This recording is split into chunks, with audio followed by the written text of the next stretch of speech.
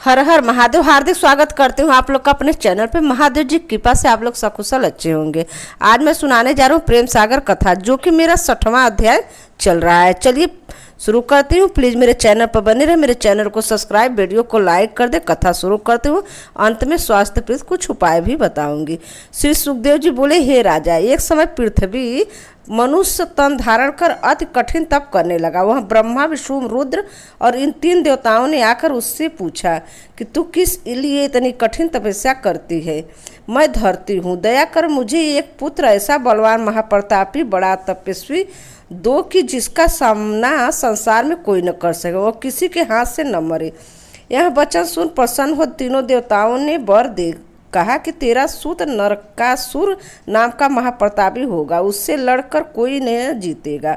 वह विश्व के सब राजाओं को जीत अपने बस में करेगा। स्वर्ग में जाए देवतागण को मार भगाए, अतिथि की कुंडल छीन आप पहनेगा और इंद्र का छत्र छिनाए लाए अपने सिर धरेगा। संसार के राजाओं के कन्या 16 सहस्त्र 100 लाए अनब्याही घर ला रखेगा। तब श्री कृष्ण अपना सब कटक ले उस पर चढ़े जाएंगे और उनसे जब तू कहेगी इसे मारो, तब वे उसे मार सब राज की कन्याओं को ले द्वारकापुरी पधारेंगे। इतनी कथा का सुखदेव जी राजा परीक्षित से कहा, महाराज, तीनों देवताओं ने जब यूँ कहा तब भूमि इतना कह चुप हो रही कि ऐसी बात क्यों कहूँगी कि मेरे बेटे को मारो। आगे कितने एक दिन पीछे भूमिपुत्र भौमासुर हुआ और उसी के नाम नरकासुर भी पड़ा। वह प्राग ज्योतिषपुर में रहने लगा। उस पुर के चारों ओर पहाड़ की ओट और जल अग्नि पवन का कोट बनाए सारे संसार के राजाओं को कन्या बलवान छीन छीन कर धाय समेत लाए। उसने वहां रखी। नित उन 16 सहस्त्र 100 राजकन्याओं को खाने पीने परहेज की चौकसी किया करे और बड़े यत्न से उन्हें पहलवावे कि एक दिन भौमासुर अति कोप कर पुष्पक विमान में बैठे जो लंका से लाया था सुरपुर में गया और देवताओं को सताने लगा। उसके दुख से दुखी हो देवता स्थान छोड़ छोड़कर अपना अपना प्राण बचा इधर उधर भाग गए। तब उसने अदिति के कुंडल और इंद्र का छत्र छीन लिया और श्रेष्ठ के सूर नर मुनियों को अति दुख देने लगा। इसका सब कारण श्री कृष्णचंद्र जगत बंधु ने अपने जी में कहा, वाह मार सुंदर सबलायु, सुरपति छत्र तहाँ पहुँचाऊ, जाय अतिथि के कुंडल दिहु, नियम राज्य इंद्र को कहो। इतनी कथा कह पुनः श्री कृष्ण जी ने सत्यभामा से कहा कि हे नारी, तू मेरे साथ चले तो भौमासुर मारा जाए, क्योंकि तू भूमि का अंग है। इस लेखे उसकी माँ हुई। जब देवताओं ने भूमि को वर दिया था, जब तू मारने को कहेगी तब तेरा पुत्र मरेगा, नहीं तो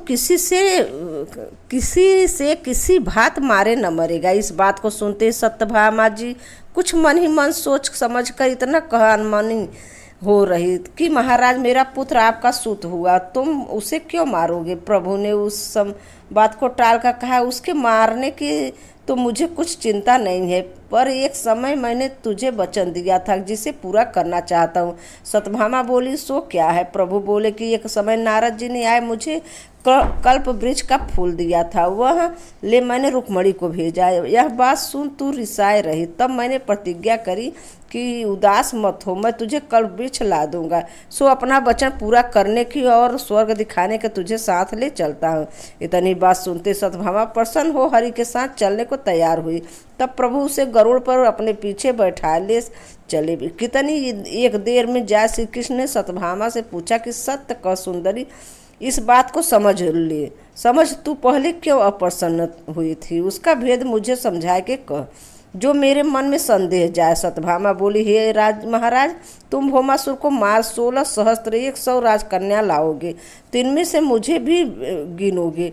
मैं यह समझ अनमनी हुई थी। श्री कृष्ण बोले, तू किसी बात की चिंता मत कर, मैं कल्प वृक्ष लाए तेरे घर में रखूँगा और तू उसके साथ मुझे नारद जी को देकर फिर मुझे मोल ले अपने पास रखना, मैं सदा तेरे अधीन रहूँगा।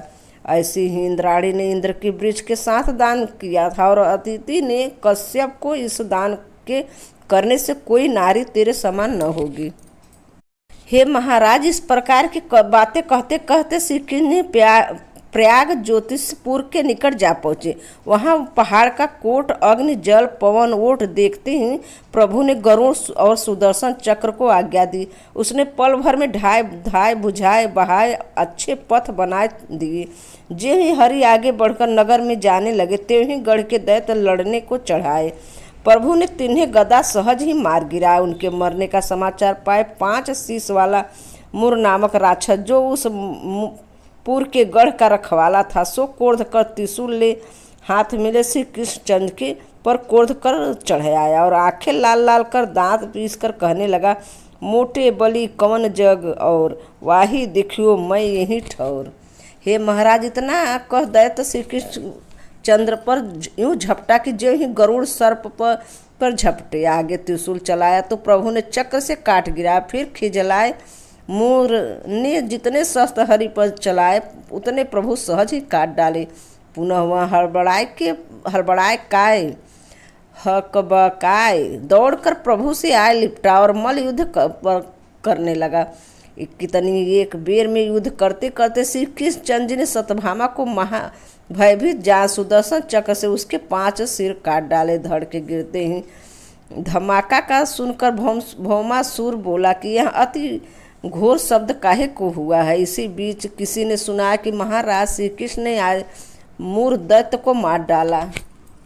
इतनी बात के सुनते ही प्रथम तो भौमसुर ने अपने सेनापति को युद्ध करने की आज्ञा दी। वह कटक सजा लड़ने को गढ़ के द्वार पर उपस्थित हुआ और उसने पीछे अपने पिता को मरना सुन मूर के 7 बेटे, जो अति बलवान और योद्धा थे, वह अनेक प्रकार के अस्त्र धारण श्री कृष्ण जी के से लड़ने को जा सम्मुख खड़े हुए। पीछे से भौमासुर ने अपने सेनापति और मूर के बेटों से कहला भेजा कि तुम सावधानी से युद्ध करो, मैं अभी आता हूँ। लड़ने की आज्ञा पाते ही असुर दल साथ ले मूर के बेटों समेत भौमासुर का सेनापति श्री कृष्णचंद्र जी से युद्ध करने को चढ़ाया और एकाएक प्रभु के चारों ओर सब कटक दल बादल सा छाया। सब ओर से अनेक प्रकार के अस्त्र शस्त्र भौमासुर के सूर श्री कृष्णचंद्र पर चलाए थे। वे सहज ही स्वभाव ही काट काट ढेर करते जाते। निदान हरि सत्यभामा जी को भयातुर देख असुर दल को मूर के 7 बेटों समेत सुदर्शन चक्र से बात की बात में ऐसे काट गिराया जैसे कि कोई ज्वार की खेत काट गिराए। इतनी कथा कह श्री सुखदेव जी ने राजा परीक्षित से कहा कि हे महाराज, श्री कृष्ण जी ने मूर के बेटों समेत सभी सेना काट डाली। यह सुन पहले तो भौमसुर अत चिंता कर घबराया, पीछे कुछ सोच समझ कर धीर धर अब कितनी ही महाबली राक्षसों को सेनाओं को अपने साथ ले क्रोध से लाल आंखें किए कसकर फेंट बांध सर ले बगता झकता श्री कृष्ण से लड़ने के आय उपस्थित हुआ। जो ही भौमासुर ने प्रभु को देखा, ते ही उसने एक बार अति रिसाए मूढ़ बाढ़ चलाए, सो हरि ने 3 टुकड़े कर काट गिराए। उस काल काढ़ी घंग भौमासुर लियो, कोप हंकारी कृष्ण उर दियो, करे शब्द जाति मेघ समान, अरे गंवार न पाए जान, करकस बचन तहमा उच्चारे, महायुद्ध भौमासुर कारे। हे महाराज, वह अति बल कर इन पर गदा चलाता और श्री कृष्ण जी के शरीर से उसकी चोट यो लगती जो हाथी के अंग से छड़ी। आगे वह अनेक अस्त्र ले प्रभु से लड़ा और श्री कृष्णचंद्र जी ने सब काट डाले। तब फिर घर जाए एक त्रिशूल ले आया और युद्ध करने को उपस्थित हुआ। तब सत्यभामा ढेर सुनाई, अब क्यों नहीं हतो इदुराई, वचन सुनत प्रभु चक्र संहारो, काट शीस भौमासुर मारो, कुंडल मुकुट सहित सिर पर्यो, धरे न गिरत शेष धर्यो, तिहु लोक में आनंद भयो, सोच दुख सब ही को गई, तासु तेज हरि देह समानी, जह जय जय शब्द करे सुर ज्ञानी, बड़े विमान पुष्प बरसावे, वेद बखान नेत यश गावे। इतनी कथा कह से सुखदेव जी बोले कि महाराज, भौमसुर की स्त्री पुत्र समेत आए प्रभु के सम्मुख हाथ जोड़ सिर नमाए अति विनती कर कहने लगी कि हे ज्योतिषी रूप ब्रह्मा रूप भक्त हितकारी बिहारी, तुम साधु संत के हेतु धरते वेश, अनंत तुम्हारी महिमा लीला माया है अपरंपार, जिससे कौन जाने किसे इतनी सामर्थ जो बिना कृपा उसे बखाने।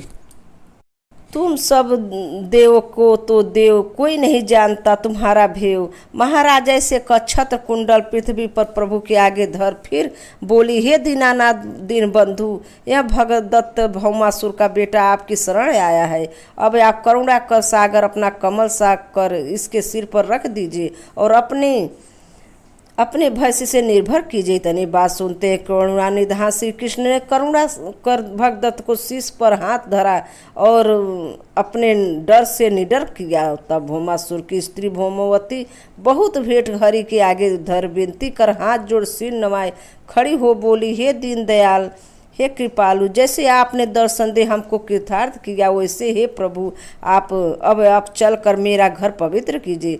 इतनी बात सुनते ही अंतर्यामी भक्त हितकारी श्री मुरारी भौमसुर के घर पधारे। उस काल वे दोनों माँ बेटे हरि पटम्बर का फावड़े डालकर घर में ले जाए, सिंहासन पर बैठाए, अर्घ दे, अति दीनता कर बोले, त्रिलोकीनाथ आपने भला किया जो इस असुर का वध किया। हरि से विरोध कर संसार में किसने सुख पाया है। जिसे जिसने आपसे द्रोह किया सब का सब जगत में नाम लेवा पानी देवा कोई नहीं रहा। इतनी कह भौमावती बोली, हे नाथ अब आप मेरी विनती मान, भगदत्त को निज सेवक जान, जो 16,100 राजकन्या इसके बाप ने अनब्याही रोक रखी है सो अंगीकार कीजिए। हे महाराज कह उसने सब कन्याओं को निकाले प्रभु को सौंप कर पाति की पाति ला खड़ी की। वे जगत के उजागर रूप सागर श्री कृष्ण चंद्र आनंद कंद को देखते ही मोहित हो अति गिड़गिड़ाए हा खाए बोली, हे नाथ जैसे आपने आए हम अबलाओं को इस महादुष्ट के बंदी से निकाला वैसे ही कृपा कर हम दासियों को साथ ले चलिए और फिर निज सेवा में रखिए तो भली है। यह बात सुन श्री कृष्ण जी ने उनसे इतना कहा कि हम तुम्हें साथ ले चलने को रथ पालिकाएं मंगवाते हैं। यह कह भगदत्त की ओर देखा। भगदत्त प्रभु के मन का कारण समझ अपनी राजधानी जाए, हाथी घोड़े सजवाए, घुड़ बहल और रथ झमझमाते जगमगाते जोतवाए, सुखपाल पालकी की नाल की डोली कटोली झूल वारे के कसाय लिवाए लाला के कसवाए लिवाए लाया। हरि ने देखते ही सब राजकन्याओं को पर चढ़ने की आज्ञा दी। भगदत्त को साथ ले राज मंदिर जाए, इसे राजगद्दी पर बैठा राज तिलक निज हाथ से दे। आप उस काल सब राजकन्याओं को साथ ले वहाँ से द्वारकापुरी को चले। उस समय की शोभा वर्णन नहीं की जाती कि हाथी बैलों की गंगा यमुना झोलों की चमक और घोड़ों की परखों को दमक और सुखपाल पाल की नाल की डोली चंडोल रथ घोड़ों बहलों को घटा टोपों की ओर और उनकी मोतियों की झालरों ज्योति सूर्य की ज्योति से जगमगा रही है। आगे श्री कृष्ण जी सब कन्याओं के लिए कितने दिनों में चले द्वारकापुरी जाए। राजकन्याओं को मंदिर में रख उग्रसेन के पास गए। प्रणाम कर बोले पहले तो श्री कृष्ण ने भौमासुर को मारने और राजकन्याओं को छुड़वाए लाने का भेद कह सुना। जब फिर राजा उग्रसेन से विदा हुए प्रभु सत्यभामा को साथ ले छत्र कुंडल लिए गरुड़ पर बैठ स्वर्ग को गए। वहाँ पहुँचते ही कुंडल दिए अतीत को स्त्र छत्र धरे सुरपथ की शीश। यह समाचार पाए वहाँ नारद आए। उसने हरि से कह सुना कि इंद्र से कहो कि सत्यभामा तुमसे कल्प वृक्ष मांगती है, देखो क्या कहता है। इस बात का उत्तर मुझे ला दो, पीछे समझा जाएगा। हे महाराज इतनी बात श्री कृष्ण मुख से नारद जी ने सुरपति से जाए कहा, सत्यभामा तुम्हारी भौजाई तुमसे कल्पतरु मांगती है, तुम क्या कहते हो सो कहो, मैं उन्हें जाए सुनाऊं। इंद्र ने यह बात कही। इस बात को सुनते इंद्र पहले तो हकबकाए, कुछ सोचता रहा। पीछे उसने नारद मुनि का सब समाचार इंद्राणी से कहा। इंद्राणी सुन कहे, रिसाए सुरपति तेरी कुमत न जाए, तू है बड़ी मूढ़ अति अंध, को है कृष्ण कवन है को बंध। तुझे यह सुध है कि नहीं, जब ब्रज में तेरी पूजा मेट ब्रजवासियों से गिर पुजवाए छल कर तेरी पूजा का सामान आप खाए। फिर 7 दिन मुझे गिरी पर बसाया, तेरा गौर नसाए, सब जगत में निरादर किया। इस बात का तुझे कुछ लाज है या नहीं? वह अपनी स्त्री की बात मानता है कि तू मेरा कहा क्यों नहीं मानता?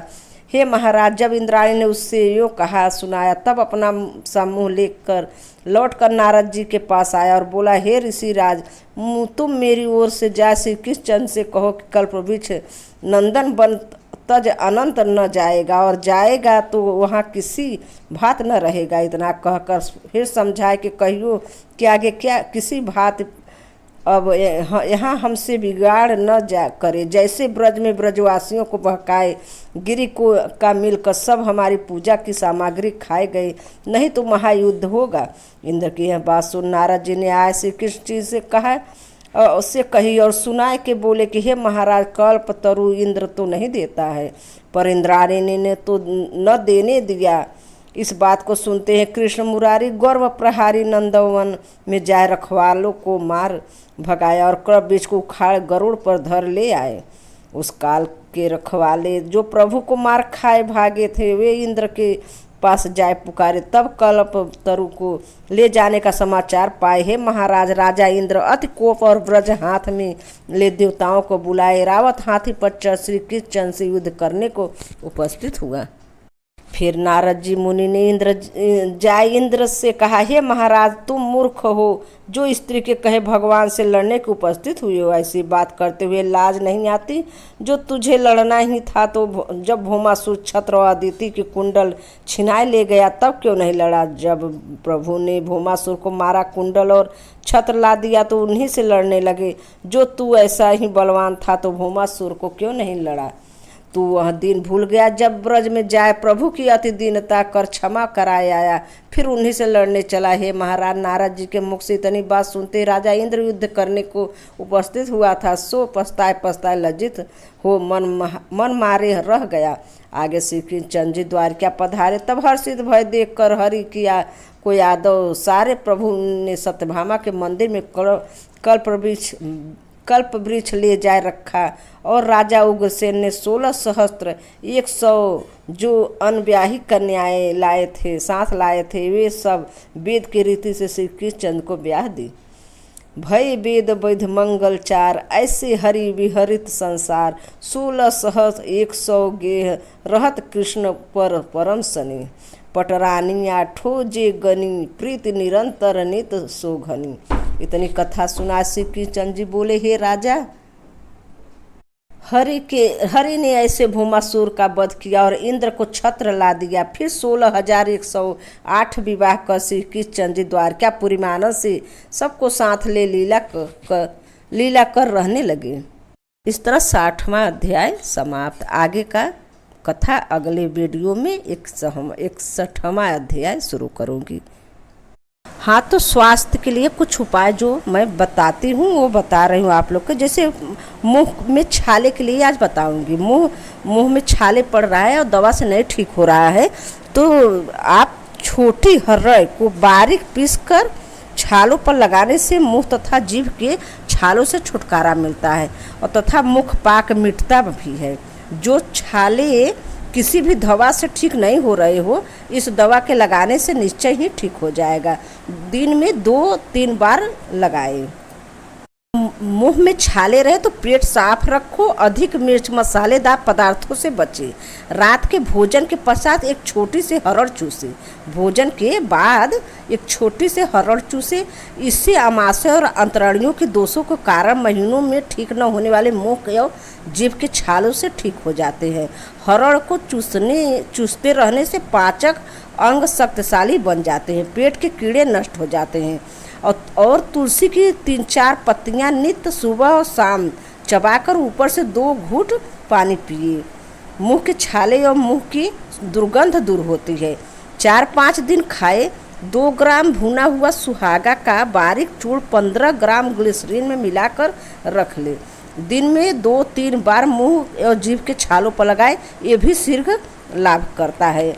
और अगर आप हर्रे आप लोग को कसोतर आ रहा है, नहीं खा रहे हैं, तो 2 ग्राम भुना हुआ सुहागा बारीक चूर्ण पीसकर ग्लिसरीन में मिलाकर रख ले और उसे दिन में 2-3 बार मुंह के जीभ छालो अगल बगल और जीभ पर लगाए, इससे सिर लाभ होगा।